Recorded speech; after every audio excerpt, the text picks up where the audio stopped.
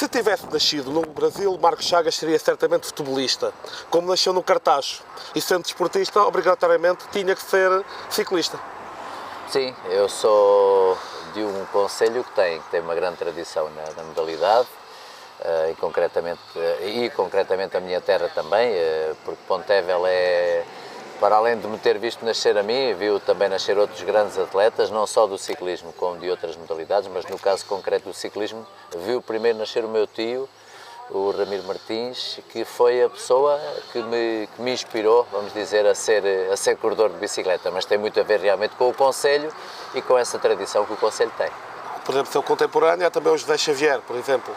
Já vem depois, aqui na minha terra, o José Xavier e o Luís Domingos, foram dois excelentes corredores também, mas nós tivemos outros, diversos... O malogrado Gonçalo Amorim. Também ele daqui da freguesia e do concelho, portanto. E aqui ao lado o Fernando Batista, por exemplo. Fernando Batista, que é dos Cordeiros da Amendoeira e que é também, portanto, da nossa freguesia. Mas o concelho do Cartacho no seu todo, desde os grandes tempos do Nicolau e do Trindade, até aos nossos dias, tiveram...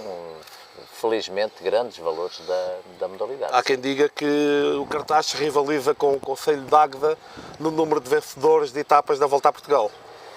De etapas não sei, o número de vitórias totais, nós somos o concelho que tem maior número de vitórias, com 9 vitórias. Porque para além do Nicolau e do Trindade e das minhas 4 vitórias também, e eles conseguiram 2 cada um, também ao Sr. Francisco Valada conseguiu também ele uma vitória na corrida mais importante em Portugal, que é a Volta, claro. Falou-me do seu tio, que esteve presente nos Jogos Olímpicos de Roma. Foi esses genes que fizeram com que optasse por ciclismo, no lugar de numa altura, anos 60, onde o país, digamos, que não tinha estruturas nenhumas do que se fosse jogar futebol. Pois, provavelmente seria a modalidade mais, aliás, como é hoje ainda, não é? A modalidade mais popular em Portugal. No entanto, naqueles anos, e o meu tio foi, como disse, um atleta dos anos 60, aliás, teve a possibilidade e teve a grande honra também, e para mim, enquanto familiar dele direto, também essa referência de ter sido uma das presenças nos Jogos Olímpicos de Roma, em 1960, eu tinha 4 aninhos, e, portanto, não tenho assim uma ideia muito clara desse acontecimento, mas sei que foi algo muito importante. E também aí para o nosso concelho foi muito importante, se nós pensarmos que dos 4 representantes naquela época, os quatro atletas que estiveram nos Jogos de Roma, 2 eram do Cartacho, portanto o meu tio, Ramiro Martins, e o Sr. Francisco Valada. Portanto, em 4 elementos, 2 serem do concelho, diz bem, já naquela altura também do peso do ciclismo. O ciclismo sempre foi uma modalidade muito querida, em Portugal no seu todo, acho que aqui em particular a nossa região, e se alguns anos depois, principalmente a região de Torres Vedras, conseguiu ter, muito graças ao Joaquim Agostinho, mas também a outros valores, assim uma grande referência naquela região oeste, eu acho que o Cartacho tem por mérito próprio e a par do vinho, se calhar, o ciclismo como uma das maiores referências. Porque o ciclismo, na altura, era para as pequenas empresas fazerem a sua publicidade. Sim, e ainda continua a ser. Repare, o ciclismo em Portugal não tem grandes empresas atrás dele. São as pequenas empresas, pessoas que gostam, que estão dentro do meio e que gostam, ou que através de outras pessoas, interpostas pessoas, acabam por chegar à modalidade. Nós nunca tivemos uma grande estrutura atrás, nunca tivemos na modalidade, e isso sente-se uma grande empresa, uma multinacional que investisse, como vemos acontecer no futebol. Porque, por exemplo, mas foi graças ao ciclismo que ainda hoje é conhecido o sumo sem borbulhas, Sim, mais conhecido do mercado. É verdade. Se não fosse a lousa e o Trinaranjos, que não... Pois, mas como disse, são tempos. Hoje, e depois de algumas referências de marcas que passaram na nossa modalidade, nenhuma delas é como disse, não é uma grande empresa. São empresas que marcaram, algumas continuam a marcar na atualidade. Estou-me a lembrar em particular agora da Liberty Seguros, que tem feito um grande investimento no ciclismo, como a Cicasal fez ali nos anos 90 também um grande investimento na modalidade. Mas são exceções. São exceções e também não são elas, é bom dizer, não são elas, pelo menos no que se refere à empresa, porque a Liberty Seguros é uma empresa multinacional, mas a Cicasal Acralema era um conjunto de capital português e o investidor, na altura, o responsável, o patrão da equipa, terá feito um investimento muito grande, mas que teve certamente também um bom retorno. O Marco foi campeão nacional de fundo aos 17 anos com a camisola do Sporting. Na pesquisa que efetuei, praticamente em todas as biografias, aparece como primeiro clube o Costa do Sol. Porquê? Porque é a primeira volta a Portugal, sabe? E as pessoas normalmente associam uma coisa à outra. No entanto, há aí uma pequena correção. Eu, quando sou pela primeira vez campeão nacional, eu ainda não era, não representava o Sporting para Portugal. Era atleta do clube, tinha um contrato assinado com eles para a época, um compromisso assinado com eles, porque eu tinha 17 anos apenas, como referiu, mas eu corria individual na minha primeira... Ou seja, apoiado pelo Sporting, mas individualmente, porque o Sporting não tinha aquela categoria, era a categoria mais baixa, que era a categoria de populares que havia na altura, e só depois surgiam os júniores e os séniores. E eu fiz aquelas primeiras, creio que 6 corridas individualmente, com uma camisola verde, é verdade, mas sem ter nenhuma publicidade, e logo a seguir, portanto, após as 6 corridas, já subi de categoria para júnior e aí sim comecei a envergar a camisola do Sporting. O Marco representou todas as grandes equipas portuguesas da época e passou apenas um ano pelo estrangeiro na PUS. Pergunto, houve alguma mágoa de não ter seguido uma carreira internacional? Eu mágoa não diria, mas foi uma questão da opção no momento e hoje, olhando para trás, sou capaz de ter alguma pena de não ter optado por fazer mais tempo. Mas à época e ao momento e perante aquele que era o convite e que era o apelo feito para regressar a Portugal, porque foi uma proposta muito aliciante na altura do Futebol Clube do Porto, para que eu voltasse a correr em Portugal. Fizeram uma proposta, em termos monetários, era muito boa e eu acabei porque estava em início de vida e porque tinha acabado o serviço militar e já era pai e tinha já obrigações grandes e, portanto, a proposta era de tal forma que eu acabei por me decidir a regressar a Portugal, quando eu próprio não contava isso, contava que ia continuar por lá durante largos anos pelo estrangeiro. Portanto, essa pena sinto realmente, mas em contrapartida, se isso tivesse acontecido, eu provavelmente não tinha ganho de volta a Portugal nenhuma. E assim ganhei 4, portanto temos que ver também o outro lado, não é? Naqueles anos, final de 70, inícios de 80, o que é que faltava ao ciclismo português para entrar mais no pelotão internacional, não tanto para os ciclistas, mas com a organização de provas? Seria falta de dinheiro, falta de infraestruturas como o TEV e outras, não ter estradas em condições? O que é que não trazia o ciclista estrangeiro a Portugal? Olha, isso tudo, um pouco disso tudo. As equipas que vinham a Portugal do estrangeiro vinham normalmente equipas de menor valia, ao contrário do que aconteceu nos últimos anos, em que ou acontece, não tantas vezes, mas acontece, virem alguns dos melhores corredores do mundo, que não para a volta a Portugal, isso nunca aconteceu. Mas para as outras corridas sim, em particular a volta ao Algarve tem sempre um pelotão de grande qualidade agora. Naquele tempo havia um conjunto de circunstâncias que levavam a isso. Não se esqueça que, por um lado, após o 25 de Abril, há uma mudança política à esquerda, que se faz também sentir no nosso percurso. Eu próprio acabo por ser penalizado por isso, enfim, mas isso vale o que vale, porque acho que a revolução e a liberdade valerão sempre muito mais do que a minha carreira. Mas eu começo a correr exatamente em 1974, esse é o ano em que refere que eu sou pela primeira vez campeão nacional de fundo. O 25 de Abril tinha acabado de se dar e, portanto, há muita coisa que acontece e que nos transforma e que transforma também o nosso percurso. As corridas onde nos levam para além fronteiras são corridas a leste, portanto, desde uma volta à Bulgária que eu fiz logo no ano a seguir, em 1975. Depois é uma presença na Corrida da Paz, em 1979, enfim, um conjunto de competições e de estratégia desportiva em Portugal que levaram a, por um lado, acabar o profissionalismo e voltar tudo à estaca zero e, portanto, toda a gente a vir para condições ainda menores do que as que existiam anteriormente. Por outro, também o reiniciar de um percurso que levou a que, por exemplo, em 1980 eu tivesse ido para a França como profissional e depois, quando regressei, até 1984, o meu estatuto, o meu e dos outros colegas na altura, ser de corredor amador, portanto não havia contratos assinados, não havia nada. E só a partir de 84, com o regresso do Sporting, é que isso volta ao profissionalismo. Exatamente, começa Mas novamente a haver o profissionalismo. nesses anos 80 já havia, o ciclista português tinha a mesma capacidade que têm estes portugueses que hoje andam para essa Europa fora. Sim. Não havia, era uma aposta no estrangeiro. Era diferente.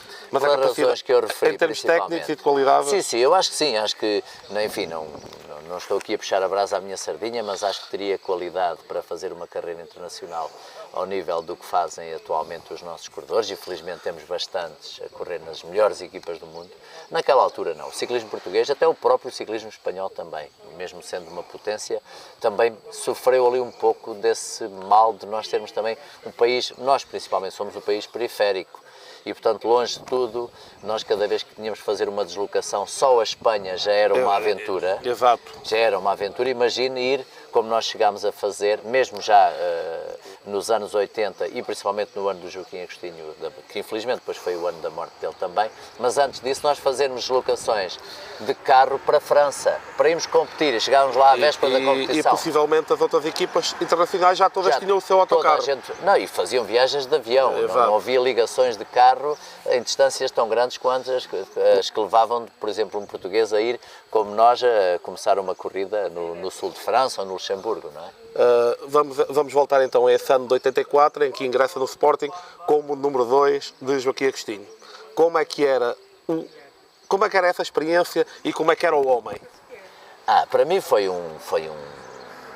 quase que um concretizar também de um sonho, que era voltar, neste caso, a vestir a camisola, ao mesmo tempo a camisola do nosso clube, porque era também o dele e o meu, até hoje, será sempre, não é? O clube que nós temos de paixão, de coração, e o facto de correr novamente ao lado daquele que foi o melhor corredor português de todos os tempos, e que eu já tivera esse privilégio quando estive em 1980 em França, exatamente a convite dele. Portanto, depois daquele interregno e por opção minha, mas claro, falando com ele e ele próprio reconhecendo que o contrato que me fazia deixar o ciclismo em França e voltar para Portugal era realmente um contrato aliciante, foi para mim um motivo de grande satisfação o regresso ao Sporting, o regresso 9 anos depois do ciclismo ao Sporting e ainda por cima ao lado dele, claro que era, enfim, era um cenário de sonho que infelizmente se tornou um cenário trágico. Em relação, como o Marco disse, a ser o melhor ciclista português de todos os tempos, vamos quase pegar no futebol, aquela comparação que fazem hoje em dia Eusébio, Cristiano Ronaldo, querem fazer com o Joaquim Agostinho e o Rui Costa. É praticamente impossível, que são épocas diferentes, Exatamente. poder dizer qual é que é o... O Rui já tem neste momento, se calhar, um palmarés até tão ou mais rico do que o do Joaquim Agostinho. O facto de ter sido campeão do mundo, logo aí só está ao alcance de muito poucos e ele conseguiu. É verdade que é uma competição de um dia, é verdade que muitas coisas também podem estar a favor ou contra nessa decisão de um título mundial, mas o Rui tem provado ao longo deste seu percurso que é realmente um corredor extraordinário. Agora, e para mim é o corredor que se calhar já tem o melhor palmarés do ciclismo português de todos os tempos. A comparação é sempre difícil, porquê? Porque são coisas completamente distintas. O Joaquim Agostinho era uma força da natureza, era um fora de série, era um dotado fisicamente como nenhum outro naquela época e ao mesmo ao longo da história poucos atletas tinham a capacidade física do Joaquim Agostinho, só que foi um homem que não teve escola, que não teve técnica. E nós podemos dizer que o Rui Costa é fruto de trabalho. O Rui é exatamente o inverso. O Rui começa em criança, faz um percurso de aprendizagem, vai crescendo e vai melhorando a cada ano, ainda não atingiu provavelmente a sua plenitude, é um corredor que a cada ano que passa se afirma mais como um corredor de grande qualidade e principalmente de um conhecimento e de uma leitura de corrida, de uma inteligência na corrida como nenhum. É aquela história da inspiração e transpiração, sendo Joaquim Agostinho a inspiração que nasceu naturalmente para ser ciclista e o Rui Costa... o trabalho. Joaquim Agostinho, Rui Costa, Alves Barbosa e Marcos Chagas. Com as mesmas condições de trabalho, qual seria o melhor? Em igualdade de circunstâncias, acho que o melhor era Joaquim Agostinho.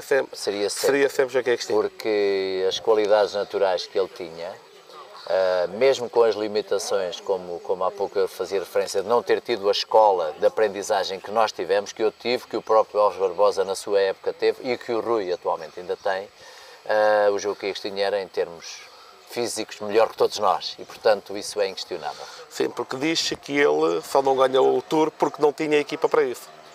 Porque era português, porque Sim, viveu numa época, era logo uma limitação, viveu numa época complicada, teve que passar muito, seguramente muito, para chegar àquilo que chegou e ultrapassar muitos obstáculos e, portanto, quando ele, por 2 vezes, faz 3º lugar no Tour, por 2 vezes está no pódio do Tour, a primeira vez que vai à corrida, assim, do nada, faz 8º lugar e ganha 2 etapas. Diz bem da qualidade que ele tinha. Certo, o ciclista português sempre teve qualidade. Alves Barbosa fez um 10º lugar, se não me engano, também na primeira, sim. Na primeira participação. No Tour, exatamente. Não, sempre acho que o pessoal português é, por norma, gente valente. O ciclismo é uma modalidade que é preciso ser valente, porque ela é tão dura, tão exigente e que implica tanto sacrifício e tanta entrega que, se não for assim, não se consegue. Mas, por exemplo, aqui nos anos 70, 80, talvez até 90, o ciclista era mais puro. Muitas vezes um ciclista era apanhado nas malhas do doping e às vezes por tomar coisas que desconhecia, que poderiam ser apanhados no controle. Eu li há pouco tempo que hoje no top 50 é difícil encontrar um ciclista 100% puro.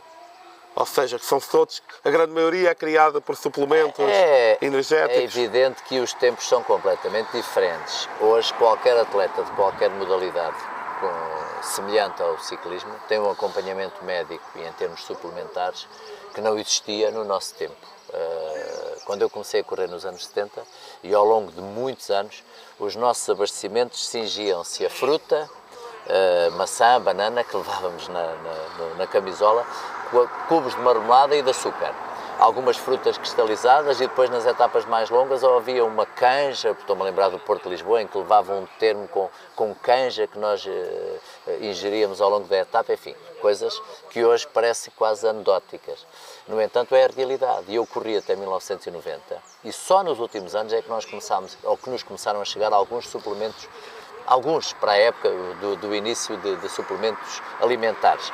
Hoje, qualquer atleta, eu próprio continuo a praticar a modalidade, enfim, noutra vertente e com outras características, mas continuo a ser praticante da modalidade, levo para uma prova de mountain bike que me dura 4 horas, levo uma barra, 2 géis e um bidon com sais e aquilo faz-me a etapa toda. Faz a mesma coisa que faria o... Mas é melhor, não é? Neste caso é melhor do que na época. O Marco terminou a carreira em 90 com 34 anos, como disse. 33. E agora eu pergunto-lhe, vemos o Vítor Gamito, vemos a nível internacional o Chris Horner, e eu pergunto, será advento dos novos tempos? Porque nós vamos ver nos anos 80, Zotemel, que com 40 anos era considerado um fenómeno. Sim, é verdade. O próprio Agostinho também, com a diferença que o Joaquim Agostinho tinha a vantagem, vamos dizer, de ter começado já com 25 anos e, portanto, ele tinha muito maior possibilidade de ter uma longevidade grande, não fora o acidente que o vitimou, infelizmente. No entanto, a tendência é para cada vez mais os atletas se prolongarem nas suas carreiras, começarem também mais tarde a atingir o potencial máximo. Eu com 17 anos já estava a correr, como sabe, porque eu faço anos em novembro, daí eu dizer que tinha deixado com 33, porque eu só faço anos no final, nasci em 56, mas só fazia depois do final da época. Mas com 18 anos puseram-me a fazer um Porto de Lisboa direto, 340 km. Isso hoje era impossível. Aliás, quem fizesse isso era preso, não é? Porque não fazia, ou não faria hoje sentido. Na altura era normal, o treinador achou que eu tinha condições e pôs-me a fazer um Porto de Lisboa direto com 18 anos. Portanto, isso também quer dizer que vai alterar completamente depois a longevidade desse mesmo atleta. Eu aos 33 anos deixei, não é que estivesse cansado de correr, o problema não é o correr, o problema é o treinar, é o preparar as coisas. Exatamente. E isso é duro. Mas a formação no ciclismo é importante. Naquele tempo não havia formação nenhuma. A formação era feita na aprendizagem do dia-a-dia. As pessoas que nos ensinavam também, elas não tinham muito conhecimento. Eram antigos corredores, acompanhantes do ciclismo e que ouviam dizer que assim é que se deve fazer e assim se faz, e nós saíamos a andar de bicicleta e depois quem tinha jeito os resultados iam aparecendo. Eu recordo-me que quando veio esse projeto profissional do Sporting em 84, inclusive o Sporting criou uma escola, uma equipa de júniores ou de sub-23. Mas posso estar enganado, o único que se ingrou desse grupo inteiro foi o Serafim Vieira. Não seria assim tão redutor. Eu acho que havia gente com qualidade na altura, é verdade. Havia o Luís Sequeira, o Luís Silva, mas o Serafim Vieira foi o que chegou mais... Tinham qualidade, só que é assim, também, se reparar, à exceção do Serafim, que começa logo ali a fazer parte da nossa equipe, e portanto logo aí se percebe que ele tem uma enorme qualidade, ele foi 2 vezes também campeão nacional de fundo, era um corredor extraordinário e que teve depois também uma carreira fantástica. Os outros, ou por esta ou aquela razão, também às vezes por opções da própria vida, ou porque se encaminham para outras atividades, ou porque vão para outras equipas, nem sempre dão nas vistas, mas eu recordo-me que havia ali um conjunto de corredores que tinha qualidade. Porquê é que será que os clubes grandes não apostam no ciclismo? Uma equipa de ciclismo não gostará tanto, uma equipa de ciclismo, estamos a pensar não no Pro Tour, mas por exemplo uma Continental, não gostará tanto como um jogador de futebol? Mas isso tinha que dizer aos senhores administradores daquelas SADs, daquelas coisas que existem hoje e que transformam os clubes, todos, principalmente os 3 grandes, mas todos os clubes de futebol, exatamente numa plataforma de negócios, de entra e sai de jogadores, de negociar, comprar para vender melhor, ganhar em cada negócio, não propriamente por aquilo que era, naquela época, o amor a um clube, a paixão a um clube, a ligação a um clube. Hoje custa muito que o meu clube, por exemplo, muitas vezes entre em campo e tenha lá 2, 3 jogadores portugueses. Há outros, não tem sido o caso do Sporting, mas há outros que entram em campo com 11 jogadores que nenhum deles é português. E muitas vezes jogam os jogos mesmo com os suplentes que nenhum deles é português. Que é uma coisa que a mim me deixa muito magoado. Porque temos que ver que os clubes veem o desporto como um negócio. Temos o exemplo do Benfica, teve aquela equipa de ciclismo, ganhou a volta a Portugal, mas como não dava retorno, acabou. Sim, e mesmo a esta última passagem também da modalidade, ou pela modalidade, não teve nada a ver com o Benfica, a não ser realmente a cor do equipamento, as cores, porque o investimento foi feito fora externo. E ninguém naquele clube, pelo menos que eu saiba, terá gasto 1 cêntimo, se calhar, com o ciclismo no Benfica. Eu li numas declarações do Marco que, depois de terminada a carreira, ainda foi treinador uns anos, mas rapidamente descobriu que não nasceu para isso. Mantém a mesma opinião, nem no clube de ciclismo Marcos Chagas é treinador? Não, e sou atleta. Não, mantenho. Acho que cada um de nós nasce para o que nasce.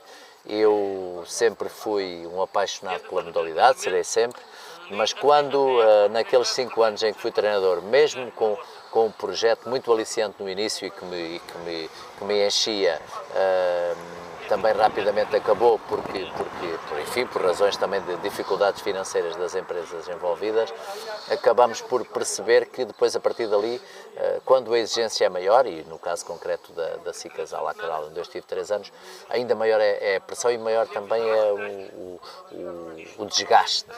E eu, depois daqueles anos de corredor de bicicleta, deixei em outubro e em novembro já era treinador, e portanto quase não deixei a bicicleta, mas passei para dentro do carro e a vida continuou, provavelmente mais difícil ainda do que a de corredor, porque a de corredor eu chegava à noite e jantava e dormia e só tinha que pedalar todos os dias.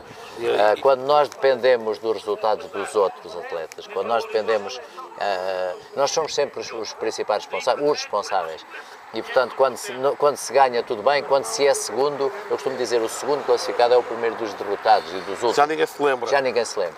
Mas o clube de ciclismo Marcos Chagas, quais é que são os objetivos? É apenas o lazer ou já tem uma vertente de competição? Não. Nós quando criámos o clube, foi por sugestão de alguns amigos meus, que comigo pedalavam regularmente nesses passeios e aventuras de BTT, e principalmente por aí nós por sugestão, eu inicialmente não estava muito para aí virado, mas depois acabei por perceber que seria uma forma também de nos reunirmos mais, de nos organizarmos, de criarmos até quem sabe no futuro, umas raízes mais fortes aqui na nossa terra também em relação à modalidade, e acabei por avançar com o projeto, com a colaboração desses meus colegas, e criámos aquele clube. Mas o clube é essencialmente, para já, um clube de praticantes, ou seja, um conjunto de pessoas das mais diversas idades, também de ambos os sexos, que pedala quando pode, tem as suas vidas profissionais e depois se encontra para fazer coisas muito no nosso país, algumas além fronteiras, já estivemos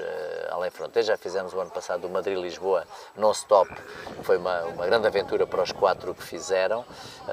Vamos estar agora com 3 elementos também no próximo mês no Titã Deserto em Marrocos, vou eu e mais 2 colegas, o Pedro Serras e o Nuno Margaça, portanto vamos progressivamente vamos fazendo coisas. Estivemos no Algarve, agora a fazer também com 3 duplas, 6 elementos, portanto, a fazer o Algarve Bike Challenge, que é uma corrida muito já com um nível altíssimo de BTT com 3 dias. Portanto, vamos fazendo estas coisas, uma outra presença também na vertente de estrada, que eu sou muito convidado também para fazer, mas nem sempre tenho disponibilidade para fazer, mas vou fazer algumas coisas, vou fazer o Seixal Terena, que é uma organização dos meus amigos Anjos, do Sérgio e do Nelson Rosado, que começaram com aquela ligação quase como brincadeira e que agora já juntam umas centenas de pessoas a pedalar desde o Seixal até ao Alentejo lá em Terena, uma vila, não sei se Vila Cialvé, pertence ao Concelho do Alandroal, e portanto fazemos este tipo de iniciativas, alguns fundos, granfundos, temos esse tipo de presenças.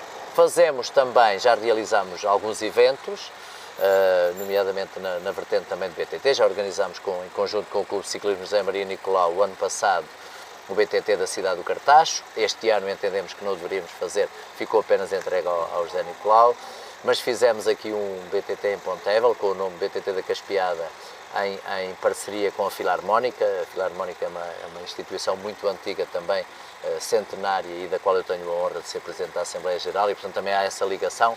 Enfim, temos esse tipo de iniciativas, vamos progressivamente fazendo coisas e vamos pensando o futuro.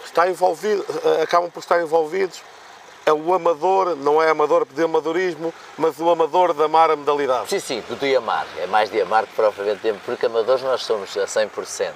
Mas é mais pela paixão que me liga e, claro, vai ligar sempre às bicicletas. O Marco, na altura que rebentou o escândalo Armstrong, o Marco disse, se eu não estou em erro, que ele foi utilizado como bode expiatório para todos os casos que acontecem. É Sim. assim? É porque o Armstrong foi o único homem que ganhou 7 voltas à França, consecutivas. E o Armstrong tem uma história de vida e tem um percurso de vida que acabou por ser um alvo. O Armstrong não é melhor nem pior que os outros no aspecto do comportamento no que se refere à utilização das substâncias proibidas ou daquelas manipulações que... Exato, porque houve um ano que, se não estou em erro, o nosso José Azevedo, que ficou em quinto, quase que ganha o Votour, porque os 3 primeiros foram desclassificados, se não estou em erro. Pois, é uma leitura um bocadinho também ela demasiado simplista da situação. Para nós portugueses gostaríamos muito que atribuísse ao Zé Azevedo a vitória no Tour, mas, o ganhar na secretaria não é... Não, nem o próprio Azevedo estaria certamente à vontade nessa situação, porque ele próprio foi, como sabe, à época companheiro do Lance Armstrong na equipa, e portanto tudo isso tem sempre um outro lado que as pessoas, até mesmo quando se faz uma leitura muito fácil, muito simples, é melhor se pensar primeiro antes daquilo que se diz e daquilo que se pensa. Exato. Portanto, daí eu dizer que, à época, perante aquilo que eram as condições da época, como em cada uma das nossas épocas de vida, já falámos desde o tempo do Alves Barbosa até os dias de hoje, as coisas evoluem tanto e mudam tanto. E aquilo que hoje é materialidade, amanhã não é. Exato. E aquilo que aconteceu há 30 anos não tem nada a ver com o que Exato, se passa hoje. cada tempo tem a sua coisa. Portanto, quando eu faço essa leitura em relação ao percurso do Armstrong, muita gente diz, este tipo está a defender um gajo que se dopava. Não. Ele não era diferente dos outros. Sim, é por isso é que se diz no top 50, possivelmente estão todos na mesma condição. As condições E ele era mais forte do que estava na mesma condição que ele. As condições já eram aquelas à época, e estamos a falar das modalidades todas. A única diferença que o ciclismo tem é que é controlado e as outras não Exato. são. Grande parte daquelas que são as modalidades que envolvem milhões de euros, não tem, nem de perto nem de longe, nada a ver com o que é feito aos corredores de bicicleta. Nada a ver. Em Portugal, a grande maioria dos portugueses desconhece que a rivalidade e a implantação na final de Sporting Benfica deve-se ao ciclismo e ao Conselho do Cartaz. A dois homens do Conselho do Em Cartaz. particular. Exatamente. Nicolau e Trindade. Eles foram responsáveis por, naquela época em que não havia condições para ir ver os jogos de futebol, nem tinham o peso que hoje As têm. pessoas iam passar à porta... As pessoas viam as corridas passar. Porque eu acredito, talvez levando a extremos, mas acredito que no Alto Alentejo, na Beira Alta, as pessoas nem sequer sabiam que existia o futebol do Benfica e do Sporting. Eram os ciclistas que viam... E as cores das passar respectivas camisolas, Os claro. que estavam do Trindade eram do Sporting, Exatamente. os que estavam do Nicolau eram do Exatamente. Benfica. Exatamente. Foi a partir daí que se formou a rivalidade. Exatamente. Agora, falando de volta a Portugal, para este ano temos o Gustavo Veloso, o regresso de Alexandre Marquet, Ricardo Mestre, que também regressa a Portugal, e pergunto agora, poderá haver alguma surpresa ou vamos pensar nestes três homens? Acho que esses três são sérios candidatos São os três- são- a voltar a ganhar. Nós temos alguma carência de corredores portugueses, porque os melhores, como há pouco se falava, estão nas equipas estrangeiras e não vão estar E na não volta a vêm Portugal. cá, eventualmente poderá... Estar. E, portanto, isso limita logo quando nós olhamos para os favoritos à partida, limita logo. Referiu aqueles que foram os três dos últimos vencedores da volta. Os dois últimos, o Gustavo e o Marque. Há 4 anos tinha ganho o Ricardo Mestre também. E, portanto, esses são os potenciais candidatos. O Mestre, porque regressa à sua equipa de origem, neste caso a Tavira. O Marque, depois de um ano em que quase o impediram de correr, quase todo o ano ele esteve impedido de correr, uma situação também, enfim, que só pode acontecer no ciclismo e é uma pena, para depois se chegar à conclusão que o corredor estava inocente, mas ele perdeu uma época e ninguém lhe paga por isso, e perdeu o contrato da sua vida porque ia ser corredor da Movistar. Mas o regresso a Portugal para ele acho que também é uma motivação muito grande. É um sério candidato a voltar a ganhar. No entanto, tem sempre a ver com o percurso escolhido pela corrida. Se a corrida for muito montanhosa, pode levar vantagem o Gustavo Veloso ou o próprio Ricardo Mestre.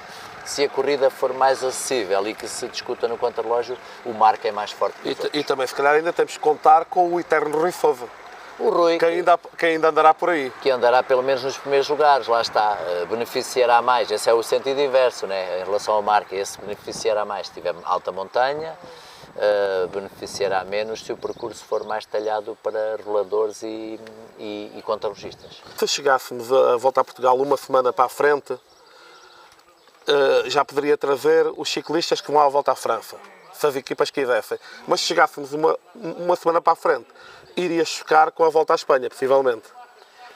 Mas mesmo assim, mesmo que não chocasse com nada, em agosto não se consegue ter cá os melhores corredores do mundo. Não se consegue. Definitivamente, tinha que haver aqui uma grande mudança, tinha que haver um peso da corrida que ela não tem. A nossa volta a Portugal, para nós, é a corrida mais importante, mas está longe de ser uma grande corrida a nível internacional. E, portanto, as equipas que vêm aqui são as que não têm a opção de entrar nas 3 grandes voltas e discutem para onde vão. E mesmo aí, a nossa volta já tem alguns concorrentes de peso, nomeadamente a volta à Polónia, que tem ganho um protagonismo tão grande. E que é na mesma altura. Que vai coincidir sensivelmente na mesma altura e que muita gente prefere, ou pelo menos preparando a volta à Polónia, que está mais adiante no calendário, mas pensar na volta à Polónia ou na volta à Espanha, naturalmente, quem pode, do que verdadeiramente estar na volta a Portugal. Pegando em nomes como Sérgio Paulinho, o próprio Rui Costa, Mário Costa, e entre outros, todos os que estão a correr no estrangeiro, será que a nossa federação não podia fazer aquilo que fez nos anos 80?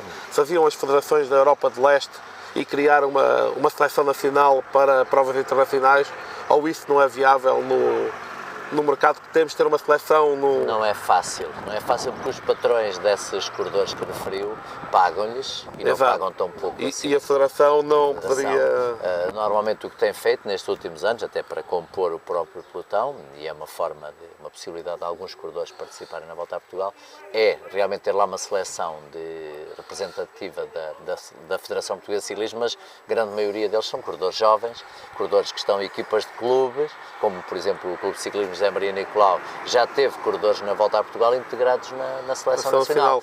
E no entanto mas só para a Seleção Nacional, para competir internacionalmente, é impossível. Só nas corridas que estão definidas, nomeadamente, e no caso dos profissionais, onde eles se encontram exclusivamente é no Campeonato do Mundo. Agora, em relação a um dos últimos feitos do ciclismo português, foi, corrija-me se eu estiver errado no nome, foi o título do Ivo Oliveira. Sim. Agora, pergunto eu, ciclismo de pista, não temos ciclismo de pista, não havendo pistas, porque não há atletas para o ciclismo de pista, ou não temos ciclistas de pista, porque não há pistas para eles trabalharem? Durante muitos anos não tivemos grandes condições. As pistas que existiam eram as que estavam à volta dos estádios. As Antas tinham um estádio, tinham uma pista, Alvalade tinha uma pista, e depois havia aquelas, temos aqui em Alpiarça também, depois havia Lolé Tavira, Sangalhos... Malveira também tinha uma. Malveira, exatamente.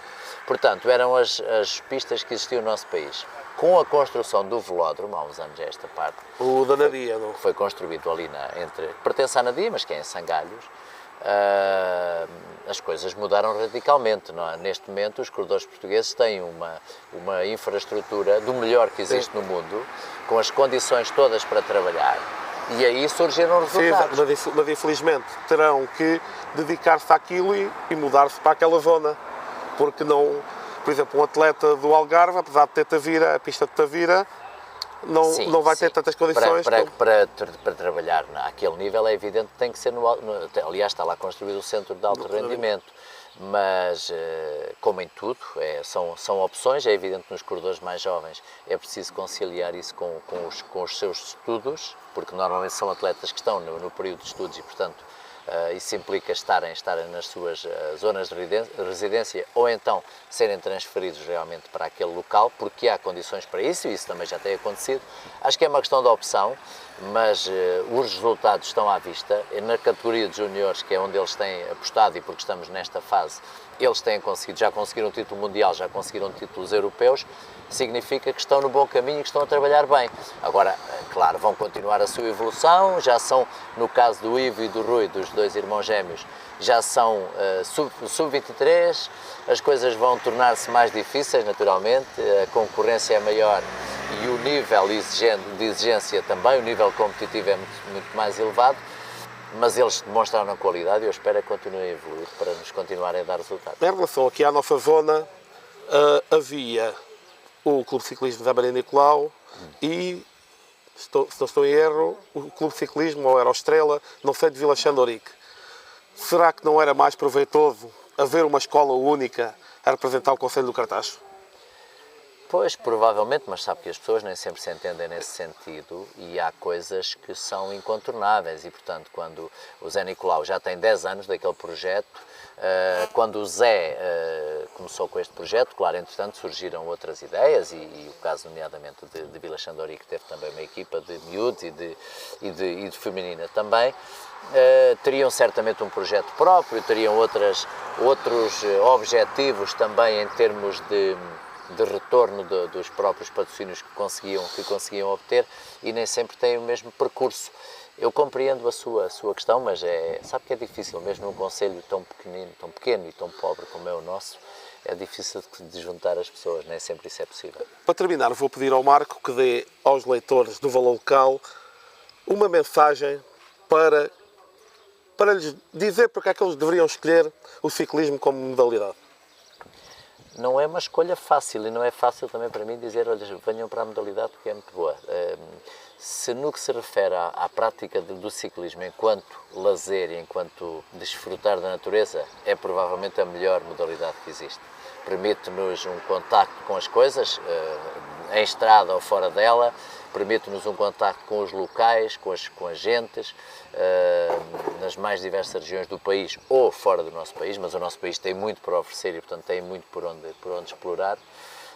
Nesse aspecto é bem-vindo, é uma modalidade que não cria lesões, pelo contrário, ajuda a recuperar muitas das lesões que por vezes outras modalidades também acabam por criar. Tem a possibilidade de uma mobilidade ao longo de quilómetros que vão sendo cada vez maiores consoante também a preparação e a disponibilidade das pessoas, e o desgaste, para além da compra de uma bicicleta, que hoje também não é preciso ser nenhuma fortuna para ter uma boa bicicleta, o desgaste é relativamente pequeno. Se se fala de competição a sério, se se fala de um resultado, da procura do resultado desportivo e de uma entrega a uma modalidade, esta modalidade não é propriamente uma modalidade fácil, é uma modalidade que exige uma entrega total, como eu fiz referência logo no início desta nossa conversa, uma modalidade onde as pessoas que se dediquem, principalmente os jovens, têm que perceber que vão ao longo dos melhores anos da sua vida pessoal, vão ter que abdicar de muita coisa que a juventude tem.